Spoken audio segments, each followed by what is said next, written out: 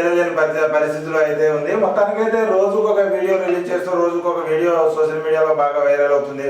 మొత్తానికి ఏదైతే అనుచిత వ్యాఖ్యలు చేశారో ప్రవీణ్, అప్పటి నుంచే నాకు ప్రాణ హాని ఉందని చెప్పేసి కూడా ఒక వీడియోలో అయితే తెలపడం జరిగింది. ఆ వీడియోలో తెలిపిన 4 గంటల తర్వాత 2 రోజుల తర్వాతనే ఇలాంటి ఘటన జరగడం అనేది సర్వత్రా అనుమానానికి దారితీసినట్టు అయితే చెప్పుకోవచ్చు. అయితే మొత్తానికి ఒక వైన్ షాప్లో మందు తీసుకున్నట్టు అయితే కొంత వీడియో అయితే సోషల్ మీడియాలో వైరల్ అయింది.